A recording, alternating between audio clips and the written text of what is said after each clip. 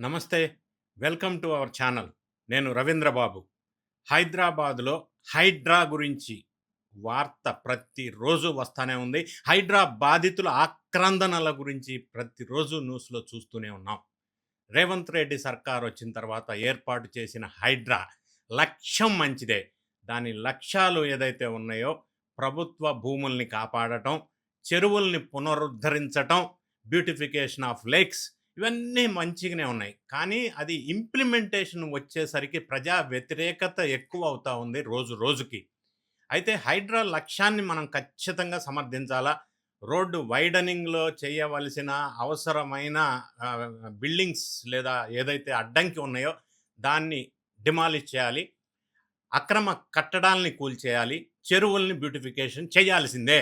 దానికి వ్యతిరేకం కాదు. కాకపోతే గతంలో చాలా సందర్భాల్లో కోర్టులు గూడా తీవ్రమైన ఘాటుగా స్పందించిన అంశాలేంటంటే, హైడ్రా కూల్చివేతల్ని తప్పు పట్టటం కంటే గూడా ఫాలో ద డ్యూ ప్రొసీజర్‌ని ఎందుకు వయలేట్ చేస్తున్నారు అని ఘాటుగా కోర్టులు స్పందించినాయి. బాధితులు ఆక్రందన వినిపిస్తుంది. ఏమంటే ముందుగా నోటీస్ ఇవ్వటం, వాళ్ళని తగిన టైం ఇచ్చి రీలొకేట్ చేసుకునే అవకాశం ఇవ్వటం. మూడోది కోర్టు వారు గూడా చెప్పేదేందంటే హాలిడేస్‌లో మరీ ముఖ్యంగా సాటర్‌డే, సండే ఈ డిమాలిషన్ కార్యక్రమం ఎందుకు చేస్తున్నారు? చెయ్యవద్దు గదా! అనేది చాలా సందర్భంలో వినిపిస్తున్నటువంటి మాట.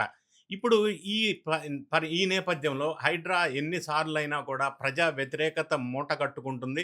ప్రొసీజర్ ఫాలో అయ్యి నోటీసులిచ్చి, టైమిచ్చి, అప్పుడు రీలొకేట్ చేసిన తర్వాత డిమాలిష్ చేసి ఉండాల్సింది. ఎందుకంటే చిరు వ్యాపారస్తులు జీవితాలు కూడా భిన్నమైపోయినాయి ఈ మధ్య కాలంలో హైదరాబాద్‌లో. వాళ్ళకి కనీసమైన మినిమమ్ టైం గూడా ఇవ్వకుండా కూల్చివేయటం అనేది ఇక్కడ ఇబ్బందికరమైన, బాధాకరమైన, ప్రజా వ్యతిరేకతకి కారణమైన విషయాలు. ఇప్పుడు లేటెస్ట్‌గా అమీన్‌పూర్ హైదరాబాద్ ఔట్‌స్కర్ట్స్‌లో ఉన్నటువంటి అమీన్‌పూర్ దగ్గర ఐలాపూర్ ప్రాంతంలో 1243 ఎకరాల్లో ప్రభుత్వ స్థలాన్ని ఆక్రమించి మరి కొంతమంది అపార్ట్మెంట్స్, కొంతమంది గెస్ట్ హౌస్ 42.5 ఎకరాల్లో ఒక గెస్ట్ హౌసు, మిగతా 860 ఎకరాల్లో ఇళ్ళు లేదా ఒక అపార్ట్మెంట్స్ 5 ఫ్లోర్‌లు ఇవన్నీ భారీ ఎత్తున కట్టడాలొచ్చినాయని జెప్పి గుర్తించారు. అది కరెక్టే. అక్రమ కట్టడాలు అయ్యుండొచ్చు. దీని మీద భిన్న స్వరాలు వినిపిస్తున్నాయి. అక్కడ ఈ నిర్మాణాలు 1956 నుంచి ఉంటున్నారు అని వాళ్ళు చెప్తున్నారు. అంటే సుమారుగా 70 సంవత్సరాల నుంచి.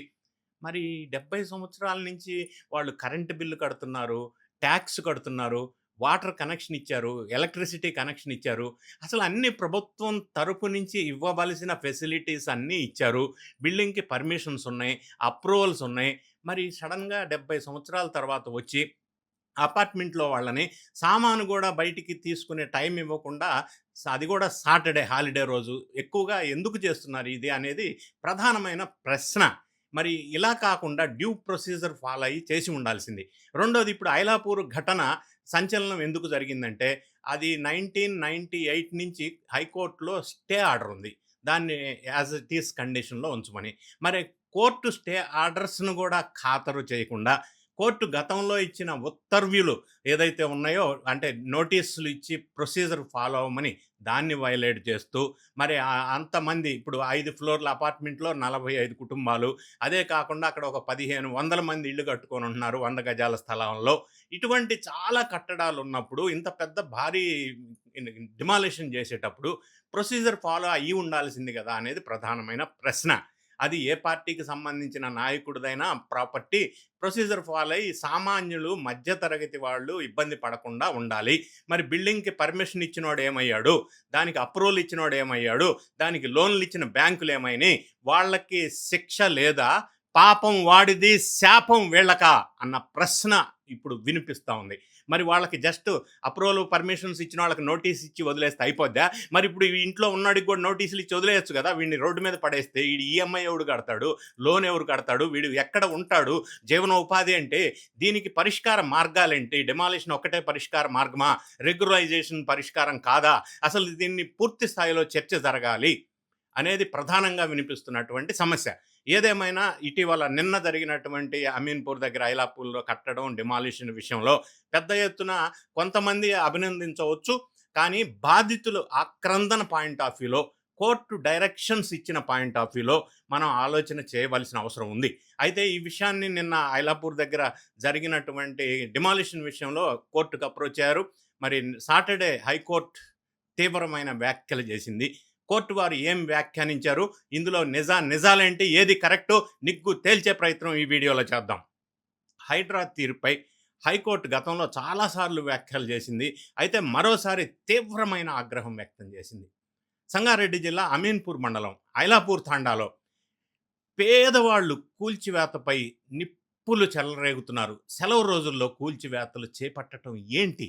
అంత అత్యవసరం, ఎమర్జెన్సీగా కూల్చివేతలు చేపట్టాల్సిన అవసరం ఏమొచ్చింది అని నిలదీస్తున్నారు. నోటీసులు ఇవ్వకుండా, బాధితుల గోడు కనీసం వినకుండా వాళ్ళ ఇళ్లను ఏకపక్షంగా కూల్చేయటం ఎంతవరకు కరెక్ట్ అనేదే ప్రశ్న. ఒకవేళ అవి అక్రమ నిర్మాణాలే అయినా కూల్చివేతకు ముందు నిబంధనలను ఎందుకు పాటించలేదు అని ప్రశ్నించారు. హైడ్రా చేపట్టే ఎలాంటి చర్యలైనా చట్టాలకి లోబడే ఉండాలి అని ఎన్నిసార్లు కోర్టు స్పష్టం చేసినా అధికారులకు అర్థం కాదా అని నిన్న హైకోర్టు మండిపడింది. బుల్డోజర్ న్యాయంపై సుప్రీంకోర్టు తీర్పు వెలువరించిన తర్వాత కూడా హైడ్రా అధికారులకు కనువిప్పు కలగటం లేదు అని ధ్వజమెత్తింది కోర్టు నిన్న. ఐలాపూర్ తాండాలో కూల్చివేతలపై యథాతథ స్థితి కొనసాగించాలని మధ్యంతర ఉత్తర్వులు నిన్న హైకోర్టు వారు జారీ చేశారు. ఈ ఇన్సిడెంట్స్లో శనివారం తెల్లవారుజామున ఎర్లీ మార్నింగ్ హైడ్రా చేపట్టినటువంటి కూల్చివేతలను తక్షణమే అడ్డుకోవాలంటూ ఐలాపూర్ తాండాకి చెందినటువంటి గజ్జా రంగారావుతో సహా 13 మంది దాఖలు చేసిన అత్యవసర హౌస్ మోషన్ పిటిషన్పై జస్టిస్ బి విజయసేనారెడ్డి తన ఈ మధ్య కాలంలో విచారణ చేపట్టి ఉత్తర్వులు ఈ విధంగా జారీ చేశారు. ఏదైతే చాలా రోజులుగా హైకోర్టు కూడా సీరియస్ అవుతూనే ఉంది. సెలవు దినం రోజున, అది సాటర్డే సండే రోజున ఈ బిల్డింగ్లో ఉన్నటువంటి ప్రజలు కూడా అసలు ఎటువంటి జాబ్స్కి ఆ రోజు సెలవు కాబట్టి వెళ్లకుండా ఇంటి దగ్గరే ఉంటారు కదా జనరల్గా. అటువంటి పరిస్థితుల్లో హైడ్రా వాళ్ళు వెళ్ళి ఒక్కసారిగా బయటికి వెళ్ళిపోమ్మంటే వాళ్ళ పరిస్థితి ఏంటి అని కోర్టు వ్యాఖ్యానించింది. కనీసం వాళ్ళకి సమయం ఇవ్వాలి కదా. ఎందుకు ఈ సెలవు దినాల్లో అది కూల్చివేయటం అనేది ఎందుకు చేస్తున్నారు? హైడ్రా కమిషనర్కి ఈ అధికారం ఎవరిచ్చారని కోర్టు వ్యాఖ్యానించింది. హైకోర్టు నిన్న వ్యాఖ్యానించింది. చాలా సీరియస్ వ్యాఖ్యలు ఇవి. ఏదైతే ఐలాపూర్కి సంబంధించినటువంటి గజ్జా రంగారావుతో సహా 13 మంది దాఖలు చేసినటువంటి హౌస్ మోషన్ పిటిషన్ వేయటంతో ఖచ్చితంగా ఇటువంటి డిమాలిషన్స్ మీద హైకోర్టు తీవ్రమైన వ్యాఖ్యలు చేసింది. ఇప్పటి వరకు ఏ బిల్డింగ్స్ అయితే కూల్చేస్తున్నారో అవన్నీ ఎక్కడికక్కడ ఆపేయాలి ఉన్న పళంగా అంటూ ఉత్తర్వులు జారీ చేసింది. సెలవు దినాల్లో అసలు కూల్చివేతలు ఏంటి, అసలు మీరు రాజ్యాంగానికి వ్యతిరేకంగా కూల్చేస్తున్నారు అని కోర్టు నిన్న వ్యాఖ్యానించింది. కనీసం ఇన్ఫర్మేషన్ లేకుండా, చిన్న పిల్లలు ఉన్నారని కూడా చూడకుండా పిల్లల్ని బయటికి గెంటేయడం ఏంటి, ఎలా ఇది అని హైకోర్టు వ్యాఖ్యానిస్తూ it is against the principle of natural justice, సహజ న్యాయ సూత్రాలకి ఇది విరుద్ధం అని వ్యాఖ్యలు చేయటం ఇక్కడ గమనించదగ్గటువంటి విషయం. ఐలాపూర్ తాండాలో సర్వే నంబర్ 119లో దాదాపుగా 3500 మంది పేదలు నివసిస్తున్నారని చెప్పి పిటిషన్లో పేర్కొన్నారు. వారు లాంగ్ బ్యాక్ 1956 నుంచి ఆ భూములను సాగు చేసుకుంటూ అక్కడ గృహాలు నిర్మించుకుంటున్నారు అని చెప్పి ఈ పిటిషన్లో పేర్కొన్నారు వాళ్ళు. ప్రస్తుతం ఆ ఇళ్లల్లో నివసిస్తున్న వారంతా కూడా ఇంతకుముందు నేను ప్రస్తావించినట్టుగా ఇన్ని సంవత్సరాల నుంచి, 70 సంవత్సరాల నుంచి ఎలక్ట్రిసిటీ బిల్లులు పే చేస్తున్నారు, ఇంటి ట్యాక్సులు పే చేస్తున్నారు. అయినప్పటికీ హైడ్రా హుటాహుటీన పోలీసు రక్షణతో ఏకపక్షంగా ఇటువంటి కూల్చివేతలు టైం ఇవ్వకుండా చేస్తున్నారు. ఎంతవరకు కరెక్ట్ అనేది కోర్టు ప్రశ్న. ఈ కూల్చివేతలకు ముందు బాధితులకు చట్ట ప్రకారం ఎలాంటి సమాధానం ఇవ్వలేదని పేర్కొంటూ, అంటే ఇంకొక అంశం ఇక్కడ ఏంటంటే హైడ్రా చర్య ఏదైతే ఉందో అది రాజ్యాంగంలోని ఆర్టికల్ 14, 21 కింద సహజ న్యాయ సూత్రాలకు విరుద్ధంగా ఉంది అని చెప్పి కోర్టు స్పష్టం చేసింది. బుల్డోజర్లు, క్రేన్లతో హైడ్రా కూల్చివేతలు, ఈ ఫొటోస్ అన్ని, వీడియోస్ అన్నీ కూడా ఈ పిటిషనర్స్ న్యాయమూర్తికి సబ్మిట్ చేశారు. ఐలాపూర్ తండాలో నివసిస్తున్న వారంతా జనరల్గా ఎక్కువ మంది నిరక్షరాస్యులైనటువంటి నిరుపేద కూలీలు. వాళ్ళకి కనీసం వాళ్ళ బాధ వినే ప్రయత్నం కూడా హైడ్రా చేయలేదు. వాళ్ళ గోడు వినకుండా తెల్లవారుజామున ఇళ్ళని కూల్చేసి రోడ్డున పడేయటం అంటే జీవించే హక్కుని కాలరాయటం కదా అని కోర్టు ప్రశ్నించింది. దీనిపై హైకోర్టు కూడా ఇంకా తీవ్రమైన స్పందన ఎలా ఉందంటే, కూల్చివేతలకు ముందు బాధితులకు హైడ్రా నోటీసులు జారీ చేయకపోవటాన్ని ప్రాథమిక తప్పుగా పరిగణించింది. తెల్లవారుజామున 2 గంటలకు హుటాహుటిన కూల్చివేతలు చేపట్టవలసిన అత్యవసర ఎమర్జెన్సీ పరిస్థితి ఎందుకు వచ్చింది అని కోర్టు ప్రశ్నించింది. ఐలాపూర్ తాండాలో ఇళ్లు కూల్చివేతలను తక్షణమే నిలిపివేయాలి, యథాతథ స్థితిని కొనసాగించాలి అని కోర్టు వారు మధ్యంతర ఉత్తర్వులు జారీ చేశారు. ఇళ్ల కూల్చివేతకు ముందు అధికారులు ఖచ్చితంగా నిబంధనలను పాటించాలి, నోటీసులు ఇవ్వకుండా కూల్చివేతలు చేపట్టరాదు అని చెప్పి కోర్టు వారు స్పష్టమైన ఆదేశాలు ఇచ్చారు.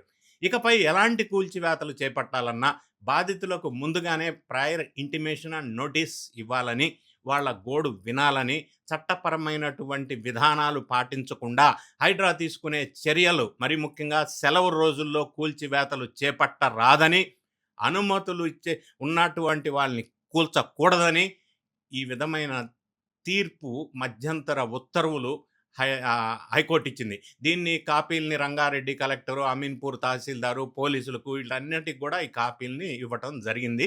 సమగ్ర వివరాలతో కౌంటర్ దాఖలు చేయాలని ఈ నోటీసులో పేర్కొన్నారు. తదుపరి విచారణను వాయిదా వేశారు. దీనికి సంబంధించినటువంటి సర్వే నంబర్ 119 ఇది. 3500 మంది పేదలు ఇందులో నివసిస్తున్నారు కాబట్టి ఇంతమందికి అన్యాయం జరుగుతున్నప్పుడు ఈ విధంగా ప్రవర్తించటం కరెక్ట్ కాదు అనేది కోర్టు వారు ప్రధానమైన వ్యాఖ్య.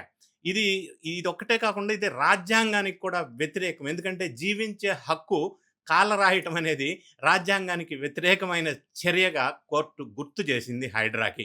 ఈ విధమైన కొనసాగింపు చెయ్యొద్దు అని ప్రస్తావించింది. మరి ఇది ఒక సైడ్ ఉంటే, అదర్ సైడ్ మనం ఒకసారి చూసినట్టయితే హైడ్రా కమిషనర్ గతంలో చాలా సందర్భాల్లో వెరీ ఫ్రీక్వెంట్లీ ఆయన ఏమంటారంటే, నివాసం ఉంటున్న ఇళ్ళని మేము టచ్ చేయము అని అంటున్నారు. మరి ఇప్పుడు జరిగిందేంటి? ఒక పక్క నివాసం ఉన్న వాళ్ళ ఇళ్ళని టచ్ చేయమంటారు. మరి ఇప్పుడు చేస్తుంది రాజ్యాంగంలో ఆర్టికల్ 14 అండ్ 21 వైలేషనే కదా! నివాసం ఉంటున్న వాళ్ళని కూల్చేసి బయటికి పంపించము అని చెప్తూనే అదే పని రిపీటెడ్‌గా చేస్తున్నారు ఒకటి. రెండోది, మరి దుర్గం చెరువులో ఉన్న పెద్ద పెద్ద వాళ్ళు, మరి ట్విన్ లేక్స్ దగ్గర ఫామ్ హౌస్ కట్టుకున్న బడా బిజినెస్ పీపుల్, వ్యాపారవేత్తలు లేదా రాజకీయ నాయకులు, వాళ్ళకి సంబంధించిన ఫామ్ హౌసెస్ మొత్తం అనాథరైజ్డ్ కన్స్ట్రక్షనే. అవన్నీ కూడా ఉస్మాన్ సాగర్, హిమాయత్ సాగర్, ఎఫ్టీఎల్ మొత్తం ఆక్యుపై చేసుకున్నారు. ముందు అక్కడ కూల్చేసి తర్వాత పేదల దగ్గరికి రావాలి కదా! దుర్గం చెరువుకి ఒక న్యాయం, సున్నం చెరువుకి ఒక న్యాయమా? ఇదెక్కడ సమన్యాయం అనేది ఇప్పుడు ప్రధానంగా వినిపిస్తున్నటువంటి సమస్య. ఫస్టు పెద్దలు అక్రమాల్ని ఆపేసి తర్వాత పేదల వైపు వచ్చి ఉంటే నంబర్ 1. నంబర్ 2, నోటీస్ ఇచ్చి టైం ఇచ్చి డ్యూ ప్రొసీజర్ ఫాలో అయ్యి ఉంటే, ఇది సమన్యాయంగా పాటించుంటే, రాజ్యాంగంలో జీవించే హక్కుని కాపాడి ఉంటే, అంటే ప్రొసీజర్ను వైలేట్ చేయకుండా ఉంటే, గతంలో కోర్టు ఇచ్చిన ఆర్డర్స్ని అతిక్రమించకుండా ఉంటే, ఒక ప్రాసెస్ ప్రకారం చేసి ఉంటే, ఈ బాధితులకి అన్యాయం జరగకుండా చేసి ఉన్నట్టయితే హైడ్రాని ఎవరు తప్పు పట్టేవాళ్ళు కాదు. మరి ఈ వైలేషన్స్ జరుగుతున్నప్పుడే హైడ్రా మీద విమర్శల వర్షం కురుస్తూ ఉంది.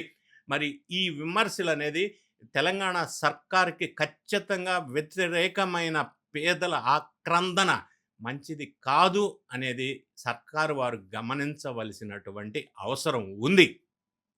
పేదలకు ఒక న్యాయం, పెద్దలకు ఒక న్యాయం కరెక్ట్ కాదు అనేది ప్రధానంగా వినిపిస్తున్నటువంటి ఇటువంటి హైడ్రా డెమాలిషన్స్లో వినిపిస్తున్నటువంటి ఆవేదన, ఆక్రందన. మరి ఎందుకు ఇటువంటి ద్వంద్వ వైఖరిని అవలంబిస్తూ రియలైజేషన్ రాకుండా కేవలం పేదలనే టార్గెట్ చేసుకొని ప్రాసెస్ వైలేట్ చేసి సెలవు రోజుల్లో డెమాలిష్ చేస్తూ కోర్టు ఆదేశాలు ఎన్నిసార్లు చెప్పినా పాటించకుండా ఈ విధంగా చేయటం ఎంతవరకు కరెక్ట్ అనేది ఇప్పుడు ప్రశ్న. మరి ఈ విషయంలో హైడ్రా దూకుడుగా వ్యవహరిస్తున్న విషయంలో చాలా సందర్భాల్లో మనం చూసాం. గతంలో గూడా మూసీ బ్యూటిఫికేషన్ అన్నారు. మూసీ రివర్ ఫ్రంట్ అన్నారు. దాన్ని వెంటనే హుటాహుటిన దూకుడుగా అక్కడ ఉన్న ఇళ్ళన్నీ కూల్చేశారు. ఆర్‌బీఎక్స్ అని రెడ్ కలర్‌తో బిల్డింగుల మీద రాసి లేపేసి కూడా సంవత్సరం అయింది. ఆ తర్వాత అక్కడ అలాగా అట్లానే ఉన్నాయి మొండిగోడలు. దాని మీద ఏమీ చేపట్టలేదు. మరెందుకు అంత తొందరపాటుగా డీపీఆర్ లేకుండా, ప్లానింగ్ లేకుండా, ప్రణాళిక లేకుండా, స్టేక్ హోల్డర్స్‌ని కాన్ఫిడెన్స్‌లోకి తీసుకోకుండా, ఉన్న వాళ్ళని ఉన్న పళంగా అర్జెంట్‌గా ఎమర్జెన్సీ మీద ఖాళీ చేసి మరి అవి అట్లానే వదిలేశారు గదా! ఇది ఏ విధంగా కరెక్ట్? ఒక ప్రణాళికాబద్ధంగా అంటే బాధితులకి అన్యాయం జరగని విధంగా ప్రొసీజర్‌గా ఫాలో అయ్యి హైడ్రా లక్ష్యాన్ని చేరుకుంటే బాగుంటుంది కదా! హైడ్రాని లక్ష్యం మంచిదైనా అది అనుసరించే విధానాల్లో ఇబ్బందులు ఎదురవుతున్నాయి. దాన్ని గమనించాలి అని గతంలో గూడా నేను చాలా ఛానల్స్‌లో జెప్పాను. మన ఛానల్‌లో గూడా దీని మీద చాలా వీడియోస్ కూడా చేయటం జరిగింది. మరి ఈ విషయంలో చూస్తున్న వీక్షకులుగా మీరేమనుకుంటున్నారు? మీ కామెంట్‌ని కామెంట్ రూపంలో తెలియజేయండి. వీడియో నచ్చినట్టయితే లైక్ బటన్ నొక్కండి. ఈ విషయంలో ఈ వీడియోని మీ ఫ్రెండ్స్ అందరికీ షేర్ జేయండి. Thank you so much for watching.